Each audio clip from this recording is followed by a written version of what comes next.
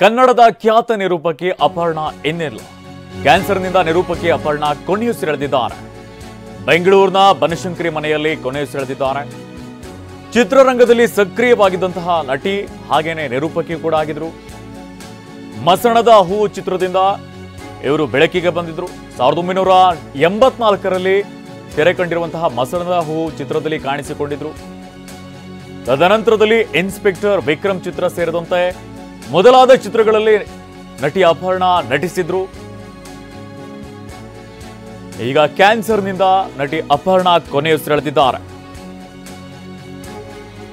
ಚಿತ್ರರಂಗದಲ್ಲೂ ಕೂಡ ಸಕ್ರಿಯರಾಗಿದ್ರು. ನಿರೂಪಣೆಯಲ್ಲಿ ಅವರನ್ನ ಮೀರಿಸೋದಕ್ಕೂ ಕೂಡ ಯಾರಿಂದಲೂ ಸಾಧ್ಯವಿಲ್ಲ. ಆ ತರಹದ ನಿರೂಪಣೆಯನ್ನು ಮಾಡ್ತಾ ಇದ್ರು. ಅವರು ಮಾಡುವಂತಹ ನಿರೂಪಣೆಯಲ್ಲಿ ಯಾವುದೇ ಒಂದು ಇಂಗ್ಲಿಷ್ ಪದಗಳನ್ನು ಬಳಸ್ತಾ ಇರಲಿಲ್ಲ. ಸಂಪೂರ್ಣವಾಗಿ ಕನ್ನಡದಲ್ಲೇನೆ ಒಂದು ರೀತಿಯಲ್ಲಿ ನಿರೂಪಣೆಯನ್ನು ಮಾಡ್ತಾ ಇದ್ರು. 1984ರಲ್ಲಿ ತೆರೆಕಂಡಿರುವಂತಹ ಪುಟ್ಟಣ್ಣ ಕಣಗಾಲರವರ ಮಸಣದ ಹೂ ಚಿತ್ರದಿಂದ ಅವರು ಬೆಳಕಿಗೆ ಬಂದರು.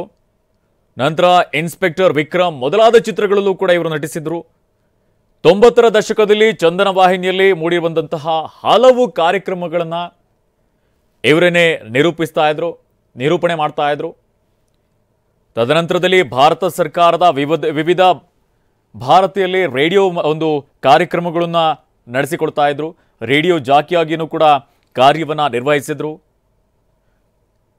ಹೀಗೆ ಹಲವಾರು ರಂಗದಲ್ಲೂ ಕೂಡ ಅಪರ್ಣ ಅವರು ತೊಡಗಿಸಿಕೊಂಡಿದ್ರು ತಮ್ಮನ್ನು ತಾವು. ಇನ್ನು ಬಿಗ್ ಬಾಸ್ನಲ್ಲೂ ಕೂಡ ಅಪರ್ಣ ಅವರು ಕಾಣಿಸಿಕೊಂಡಿದ್ರು.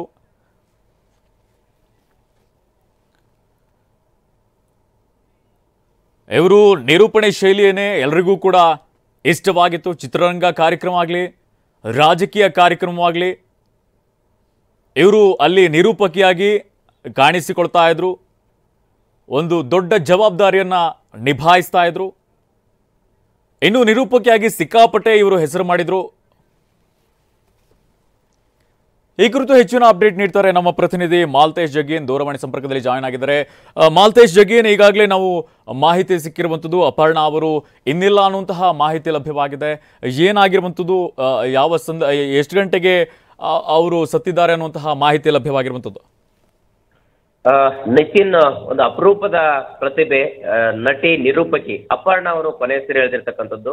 ಅಂದ್ರೆ ಸಹಜವಾಗಿ ಸಾಕಷ್ಟು ಹಲವು ಕಾರ್ಯಕ್ರಮಗಳಲ್ಲಿ ತಮ್ಮದೇ ಆಗಿರ್ತಕ್ಕಂಥ ಛಾಪನ್ನು ಮೂಡಿಸಿರ್ತಕ್ಕಂಥ ನಟಿ ಅಪರ್ಣ ಅವರು, ಹಾಗೆ ನಿರೂಪಕಿ ಅಪರ್ಣ ಅವರು ಬನಶಂಕರಿಯಲ್ಲಿರುವಂತಹ ತಮ್ಮ ನಿವಾಸದಲ್ಲಿ ಕೊನೆಯುಸಿರೆಳೆದಿದ್ದಾರೆ ಅನ್ನುವಂಥ ಮಾಹಿತಿ ಲಭ್ಯ ಆಗ್ತಾ ಇರ್ತಕ್ಕಂಥದ್ದು. ಅದರಲ್ಲಿ ಪ್ರಮುಖವಾಗಿ ಏನಂತಂದ್ರೆ ಹಲವು ತಿಂಗಳುಗಳಿಂದ ಕೂಡ ಅವರು ಕ್ಯಾನ್ಸರ್ನಿಂದ ಬಳಲ್ತಾ ಇದ್ರು. ಈ ಕಾರಣಕ್ಕಾಗಿ ಇವತ್ತು ರಾತ್ರಿ ವೇಳೆಗೆ ಅವರು ಕೊನೆಯುಸಿರೆಳೆದಿದ್ದಾರೆ ಅನ್ನುವಂಥ ಮಾಹಿತಿ ಗೊತ್ತಾಗ್ತಾ ಇರ್ತಕ್ಕಂಥ. ಸದ್ಯಕ್ಕೆ ಅಂದ್ರೆ ಎಕ್ಸಾಕ್ಟ್ ಆಗಿ ಯಾವ ಸಮಯಕ್ಕೆ ಅಂತ ಮಾತ್ರ ಸದ್ಯಕ್ಕೆ ಮಾಹಿತಿ ಗೊತ್ತಾಗಿಲ್ಲ. ಒಟ್ಟಾರೆ ಏನಂತಂದ್ರೆ ಅಪರ್ಣ ಅವರ ಒಂದು ನಿರೂಪಣೆ ಶೈಲಿ ಆಗಿರ್ಬೋದು, ಮತ್ತೆ ಅವರ ಸಿನಿಮಾಗಳಲ್ಲಿ ಅಭಿನಯಿಸಿರ್ತಕ್ಕಂಥ ರೀತಿ ಆಗಿರ್ಬೋದು, ಮತ್ತೆ ಆರ್ಜೆ ಆಗಿ ಅವರು ಅಭಿಮಾನಿಗಳನ್ನ ಸೆಳೆದಂತ ರೀತಿ ಆಗಿರ್ಬೋದು, ಸಹಜವಾಗಿ ಸಾಕಷ್ಟು ಸಂಖ್ಯೆಯ ಒಂದಿಷ್ಟು ಜನರನ್ನ ಸೆಳೆಯುವಲ್ಲಿ ಯಶಸ್ವಿ ಆಗಿತ್ತು ಅಂತಾನೆ ಹೇಳ್ಬೋದು. ಅಂದ್ರೆ ಇನ್ನೂ ಕೂಡ ಬಾಳಿ ಬದುಕಬೇಕಾಗಿದ್ದಂತಹ ನಟಿ, ಕೇವಲ 45ರ ವಯಸ್ಸಿನ ಆಸುಪಾಸಿನಲ್ಲಿರುವಂತಹ ಅಪರ್ಣ ಅವರು ಪುಟ್ಟಣ್ಣ ಕಣಗಾಲ್ ಅವರ ಒಂದು ಸಿನಿಮಾದಿಂದ ಅವರು ಏನಂತಂದ್ರೆ ಬಣ್ಣದ ಲೋಕಕ್ಕೆ ಎಂಟ್ರಿ ಕೊಡ್ತಾರೆ. ಮಸಣದ ಹೂ ಸಿನಿಮಾ ಮುಖಾಂತರ ಅವರು ಬಣ್ಣದ ಲೋಕಕ್ಕೆ ಎಂಟ್ರಿ ಕೊಟ್ಟಂತಹ ಅಪರ್ಣ ಅವರು 80-90ರ ದಶಕದಲ್ಲಿ ಕನ್ನಡ ಕಿರುತೆರೆಯ ಒಂದು ಖ್ಯಾತ ನಿರೂಪಕಿಯಾಗಿ ಜನಪ್ರಿಯತೆಯನ್ನು ಪಡಿತಾರೆ. ಅಂದಿನಿಂದ ಇಂದಿನೂ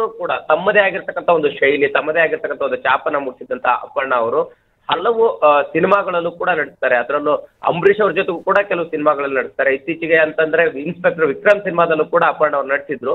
ಬಟ್ ಕೆಲವು ತಿಂಗಳುಗಳಿಂದ ಏನು ಅಂತಂದ್ರೆ ಕ್ಯಾನ್ಸರ್ನಿಂದ ಬಳಲ್ತಾ ಇದ್ದಂತಹ ಅಪರ್ಣ ಅವರು ಇವತ್ತು ಕೊನೆಯುಸಿರೆಳೆದಿದ್ದಾರೆ ಅನ್ನುವಂತಹ ಮಾಹಿತಿ ಲಭ್ಯ ಆಗ್ತಾ ಇರ್ತಕ್ಕಂಥದ್ದು. ಅದರಲ್ಲಿ ವಿಶೇಷವಾಗಿ ಏನಂತಂದ್ರೆ 2013ರಲ್ಲಿ ಆಗಿದ್ದಂತಹ ಬಿಗ್ ಬಾಸ್ ನಲ್ಲಿ ಕೂಡ ಏನು ಅಪರ್ಣ ಸ್ಪರ್ಧಿ ಆಗಿದ್ರು.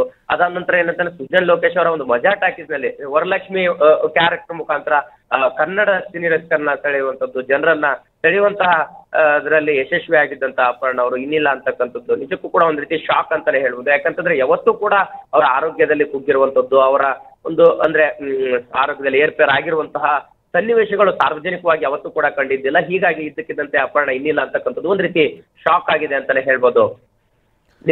ಇನ್ನು ನಾವು ಹಿಂದಿನಿಂದಲೂ ಕೂಡ ನೋಡ್ಕೊಂಡ್ ಬಂದಿದ್ವಿ, ಚಂದನದಲ್ಲೂ ಕೂಡ ನಿರೂಪಣೆಯನ್ನು ಮಾಡ್ತಾ ಇದ್ರು, ನಾವು ನ್ಯೂಸ್ಗಳನ್ನು ಕೂಡ ನೋಡ್ತಾ ಇದ್ವಿ. ತದನಂತರದಲ್ಲಿ ಯಾವುದೇ ಸರ್ಕಾರಿ ಕಾರ್ಯಕ್ರಮಗಳಿದ್ರೂ ಕೂಡ ಅವರೇನೇ ನಿರೂಪಣೆಯನ್ನು ಮಾಡ್ತಾ ಇದ್ರು.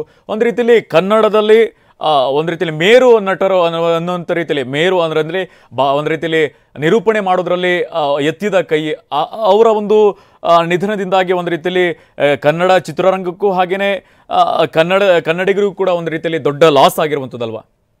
ಖಂಡಿತ ನಿತಿನ್, ಏನಂತಂದ್ರೆ ನೀವು ಹೇಳಿದಾಗೆ ಅಂದ್ರೆ ನಿರೂಪಣೆಯಲ್ಲಿ ತಮ್ಮದೇ ಆಗಿರ್ತಕ್ಕಂಥ ಒಂದು ಚಾಪನ ಮೂಡಿಸಿರ್ತಕ್ಕಂಥದ್ದು ಒಂದು ರೀತಿಯಲ್ಲಿ ಏನಂತಂದ್ರೆ ಅವ್ರಿಗೆ ಮತ್ತೊಬ್ರು ಅವರ ಶೈಲಿಯಲ್ಲಿ ನಿರೂಪಣೆ ಮಾಡುವಂತವ್ರಾಗಿರ್ಬೋದು, ಮತ್ತೆ ಪಾತ್ರಗಳನ್ನ ಮಾಡುವಂತವ್ರಾಗಿರ್ಬೋದು, ಸರಿಸಾಟಿ ಯಾರು ಇರ್ಲಿಲ್ಲ ಅಂತ ಹೇಳ್ಬೋದು. ಯಾಕಂತಂದ್ರೆ ಅಂತಹ ನಿರೂಪಣೆ ಶೈಲಿಯಿಂದನೇ ಅವರು ಕನ್ನಡಿಗರ ಮನೆ ಮಾತಾಗಿರ್ತಕ್ಕಂಥದ್ದು. ಅದರಲ್ಲೂ ಏನಂತಂದ್ರೆ ಪ್ರಮುಖವಾಗಿ ಕನ್ನಡಕ್ಕೆ ಒತ್ತು ಕೊಟ್ಟುವಂಥದ್ದು, ಮತ್ತೆ ಕನ್ನಡದ ಪದಗಳನ್ನೇ ಬಳಸಿ ಸಾಕಷ್ಟು ಸಾವಿರಾರು ಸಂಖ್ಯೆಯ ಸಾರ್ವಜನಿಕ ವೇದಿಕೆಗಳಲ್ಲಾಗಿರ್ಬೋದು, ಮತ್ತೆ ಸರ್ಕಾರಿ ಕಾರ್ಯಕ್ರಮಗಳಲ್ಲಾಗಿರ್ಬೋದು, ಆ ನಿರೂಪಣೆ ಮಾಡುವಂತಹ ಶೈಲಿಗೆ ಕೂಡ ಕನ್ನಡಿಗರು ಬೆರಗಾಗಿದ್ರು, ಸೊ ಅಭಿಮಾನಿಗಳಾಗಿದ್ರು.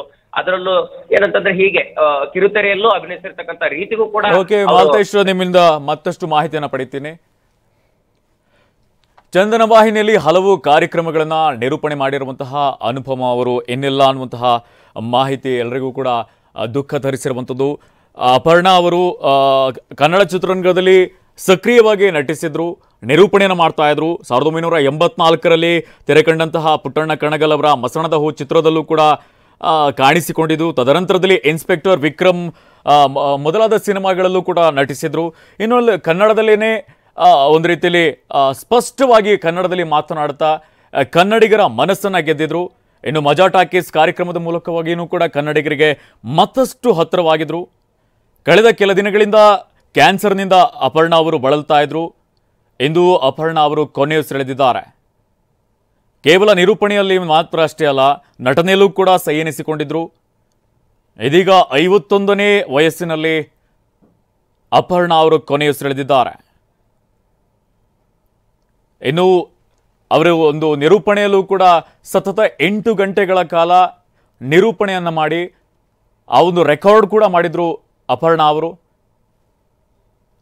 ಖ್ಯಾತ ನಿರೂಪಕಿಯ ಸಾವಿನ ವಿಚಾರ ತಿಳಿದು ಇಡೀ ಚಿತ್ರರಂಗವೇ ಒಂದು ರೀತಿಯಲ್ಲಿ ಕಂಬನಿ ಮಿಡಿತಾ ಇದೆ. ಕಳೆದ ಕೆಲ ದಿನಗಳಿಂದ ಅಪರ್ಣಾ ಅವರು ಕ್ಯಾನ್ಸರ್ನಿಂದ ಬಳಲ್ತಾ ಇದ್ರು. ಆದರೆ ಚಿಕಿತ್ಸೆ ಫಲಕಾರಿಯಾಗದೆ ಅಪರ್ಣಾ ಅವರು ಕೊನೆಯುಸಿರೆಳೆದಿದ್ದಾರೆ. ಬೆಂಗಳೂರಿನ ಬನಶಂಕರಿ ಮನೆಯಲ್ಲಿ ಕೊನೆಯುಸಿರೆಳೆದಿದ್ದಾರೆ. ಇವರು ಚಿತ್ರರಂಗದಲ್ಲೂ ಕೂಡ ಸಕ್ರಿಯರಾಗಿದ್ದರು. ಇವರ ಧ್ವನಿ ನಾವು ಮೆಟ್ರೋದಲ್ಲೂ ಕೂಡ ಕೇಳಿಸ್ಕೊಳ್ತಾ ಇದ್ವಿ. ಬೇರೆ ಬೇರೆ ಕಡೆಗಳಲ್ಲೂ ಕೂಡ ಇವರ ಧ್ವನಿನೇ ನಾವು ಕೇಳ್ತಾ ಇರ್ತೀವಿ. ಕನ್ನಡದಲ್ಲಿ ಸ್ಪಷ್ಟವಾಗಿ ನಿರೂಪಣೆ ಮಾಡುವಂತಹ ಏಕೈಕ ವ್ಯಕ್ತಿ ಅಂದ್ರೂ ಕೂಡ ತಪ್ಪಾಗಲಿಕ್ಕಿಲ್ಲ. ಅವರ ನಿರೂಪಣೆ ಅಷ್ಟು ಅದ್ಭುತವಾಗಿರುತ್ತೆ.